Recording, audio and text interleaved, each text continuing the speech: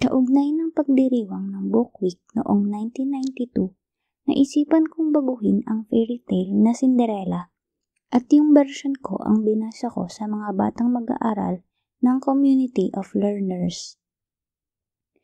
Noon, unang pumasok sa isip ko na sumulat ng isang libro na susuri sa mga fairy tales, tradisyon, kultura, at mga batas na walang katarungan sa mga babae. Pero natabunan iyon ng natabunan ng ibang kaabalahan hanggang sa nawaglit na sa isip ko. Bumalik lang ito sa isip ko at napagpasyahang totohanin dahil nakita ko at napatunayan na sa kabila ng pagsasabi na malayo na ang narating ng kababaihan, sa kabuuan ay hindi pa tayo tuluyang nakalalabas sa ikangay madilim na silid na kinalalagyan natin. Patuloy nating tinitingnan ang isa't isa, pati na ang ating sarili, mula sa salaming may kulay na lumilinlang sa ating mga mata at tumatabing sa ating mga katotohanan.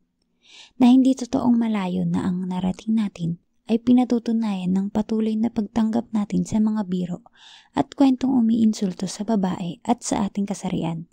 Ginagawang katatawanan ang mismong kasarian natin at nagtuturing sa atin bilang isang katuwaan lang, isang malaking joke.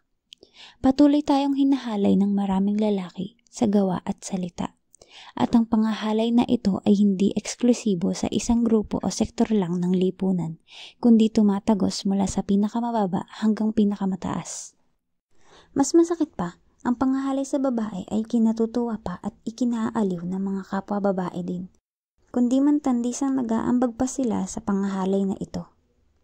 Bago at pagkaraan ng eleksyon nitong May 9, 2016 halimbawa, labis-labis ang mga naging pangahalay sa social media, karamihay mula sa mga taga-suporta ng dating mayor at ngayoy Presidente Rodrigo Duterte. At ang particular na tinarget nila sa simula ay iyong mga kumikiling sa ibang kandidato at pagkaraan, yung mga pumupuna sa mga biro at pahayag ni Duterte. Isa-dalawang kalaswaan lang ang uulitin ko dito na nabasa ko sa homepage at mga comment box sa Facebook. Para lang bigyan kayo ng idea, na bukod sa mga banta ng pagpatay, ay isinentro din nila ang pag-atake sa ari ng babae.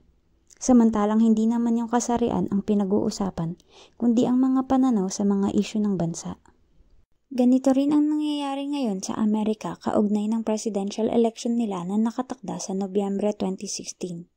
Dahil mapangyurak magsalita ang presidential candidate na si Donald Trump, mapangyurak ding magsalita ang kanyang mga taga-suporta. Umuulan ang mga pag-alipusta, hindi lang laban sa mga Muslim, Mexicano, pati na sa mga Pilipino at iba pang immigrants, kundi sa kalaban nito sa pagka-presidente na si Hillary Clinton, at buong siglang nakikialipusta ang mga babae. Bugbog si Hillary Clinton sa mga pag-aglahi sa kanyang pisikal na itsura at sa malalaswang salita patungkol sa kanyang ari. Malalaswang salita na hindi kailanman ipinupukol ng lalaki sa kapwa lalaki, lalo na ng babae sa mga lalaki.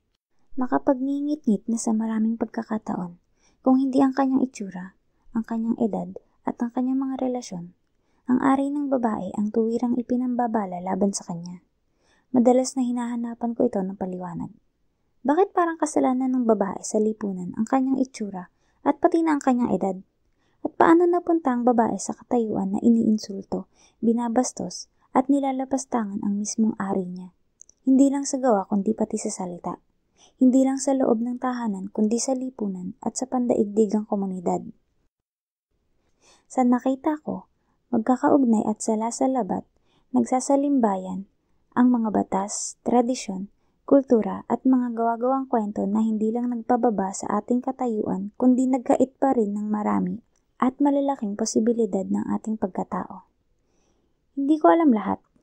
Maaari ko lang ibahagi ang hangganan ng aking nalalaman, mga bagay na naipon sa aking kamalayan simula pa sa aking pagkabata.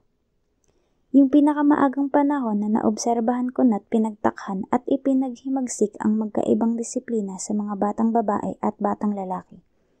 Hanggang sa matutunan kong pag-isipan at suriin ang lahat ng ito. Sana'y may maiambag ako, kahit konti, kahit paano. Bilang tauhan at saksi ng lipunang ito, bilang mag-aaral at manunulat, tungo sa higit na makaibigan at may paggalang na relasyon natin sa isa't isa. Magkakaiba man tayo ng kalagayan at kasarian. Hindi ito nobela. Ito ay isang pag-aaral sa buhay at kasaysayan ng mga babae sa iba't ibang panahon, sa iba't ibang panig ng mundo. Luwalhati. The world needs a change. It cannot change itself. It is me, it is you, it is all of us who have to bring that change. Malala Yousafzai, 17 years old, youngest Nobel Peace Prize recipient.